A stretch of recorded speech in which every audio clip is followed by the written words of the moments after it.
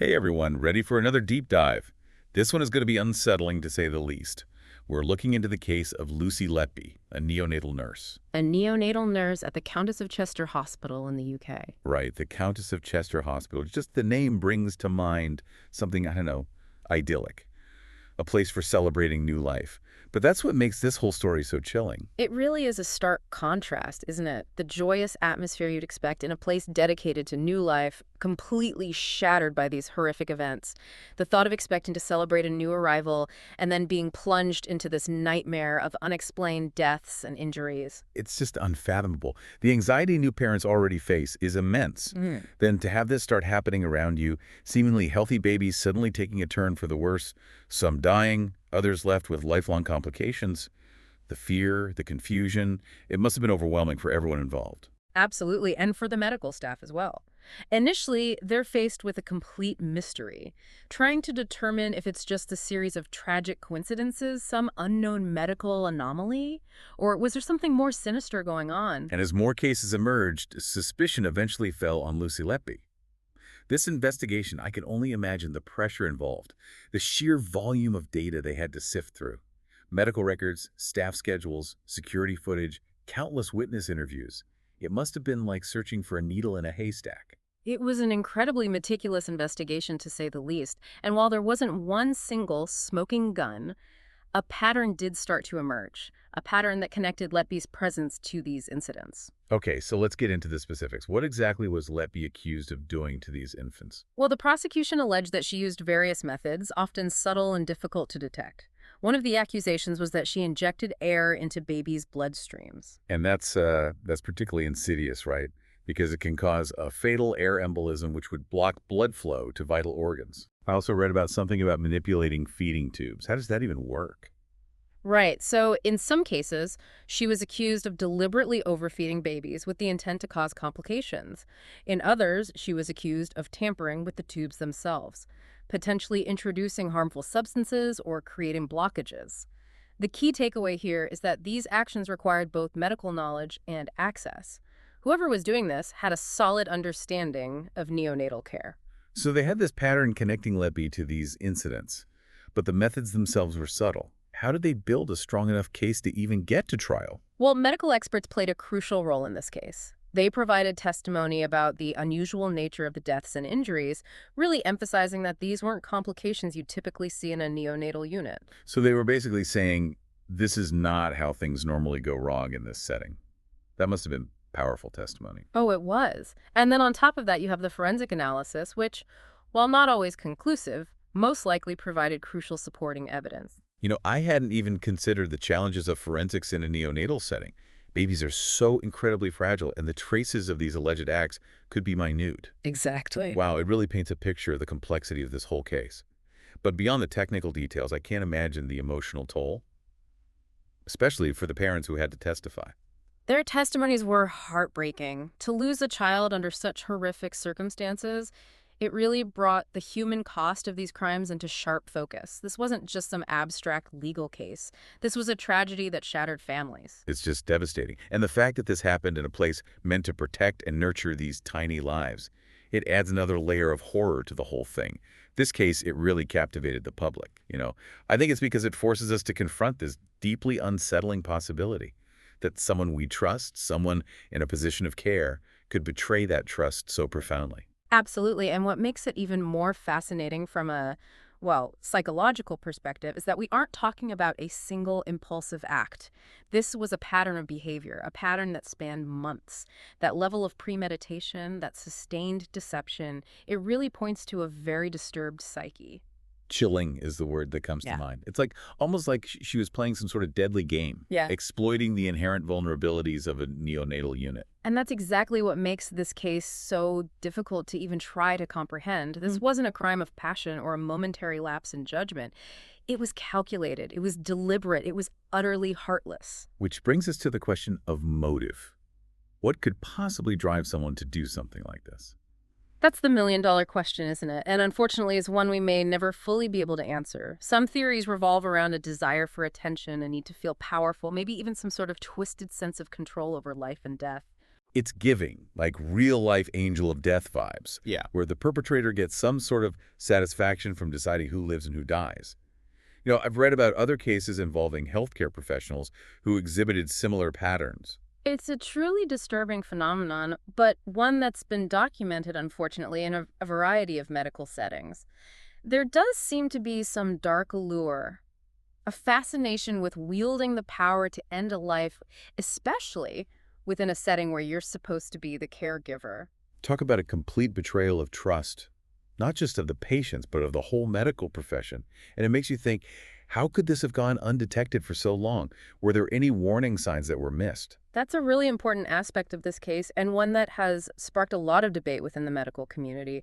It really brings to light the challenges of identifying and stopping someone who is intentionally harming patients, especially within a complex system like a hospital. You'd think there would be safeguards, checks and balances to prevent something like this from happening. Of course there are. Hospitals have protocols for reporting suspicious incidents, reviewing unusual patterns of patient outcomes. But the reality is, no system is foolproof, especially when you're dealing with someone intelligent, someone manipulative, someone determined to evade detection. It seems like Letby was really able to blend in with her colleagues, which would make it even more difficult to raise concerns or even think to pinpoint her as a suspect. Exactly. And you also have to factor in just human nature. Sometimes there's a reluctance to believe that someone in a position of trust, like a nurse, would be capable of such horrific acts. It's like the old saying, it's always the quiet ones, you know? You just don't expect it. Right. And in a high-stress environment like a neonatal unit where things change so quickly and babies are just inherently fragile, it's understandable that initial suspicions might get dismissed, like that's unlikely, or maybe even that's just too awful to even think about. It's this complex interplay of factors.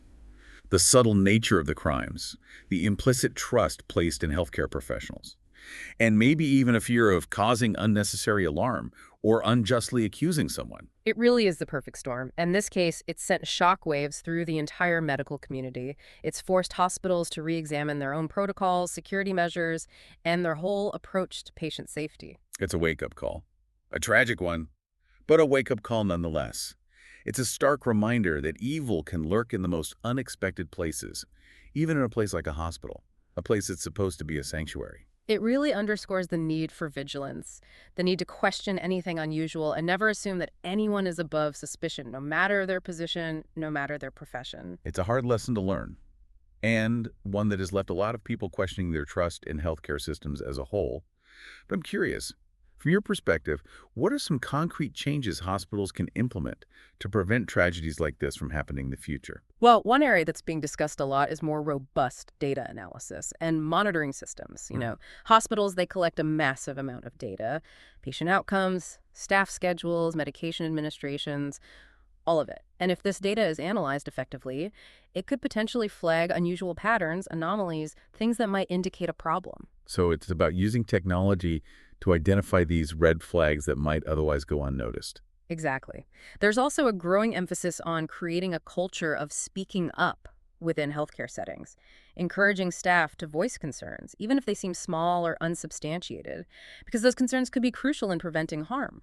So it's about building a climate where people feel safe to raise questions, report suspicious activity, and trust that those concerns will be taken seriously. Absolutely. It requires a real shift in mindset, both on an individual level and within the whole healthcare system. This case has definitely gotten people talking. Important conversations about patient safety, about accountability in healthcare.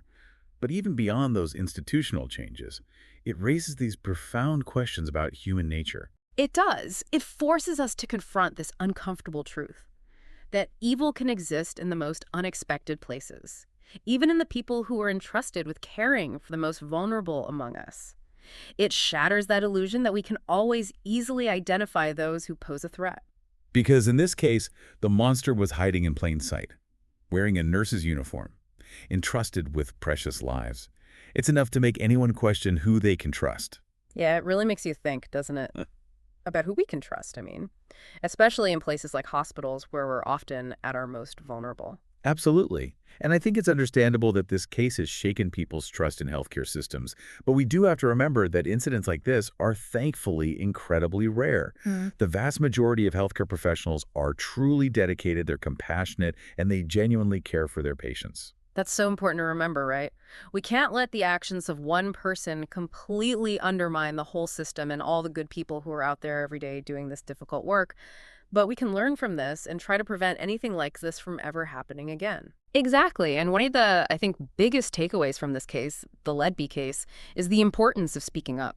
Whether you're a patient, a family member, another healthcare professional, if something feels off, or you have that little nagging suspicion in the back of your mind, don't ignore it. You have to voice those concerns. So we need to encourage people, empower them to raise those questions, report any suspicious behavior, and create an environment where they feel like those concerns will be taken seriously. Yes, exactly. It's about changing our mindset, shifting it away from what if I'm wrong and toward what if I'm right, because the potential consequences of staying silent, they far outweigh any discomfort that might come with speaking up. So for our listeners out there, maybe those who aren't medical professionals, what can they do? How can they contribute to building a more vigilant, a more caring society? What are some things they can actually do? Well, I think staying informed and engaged is a big one. Educate yourself about patient safety, keep up with any news and developments in healthcare, and support those organizations that are really fighting for more transparency and accountability. And maybe on a more personal level, trusting your gut. If you have a loved one who is in the hospital and something just doesn't feel right, don't be afraid to ask those tough questions. Seek out a second opinion. Be an advocate for their well-being. I completely agree. Our intuition can be a powerful tool in these situations. It can really help us detect those potential problems early on. And while we should always, approach these conversations with respect and a willingness to listen to what the medical professionals are saying, we shouldn't shy away from voicing concerns if we truly believe that something might be wrong. This has been a really thought-provoking deep dive. It's definitely chilling, a stark reminder of just how dark human nature can be.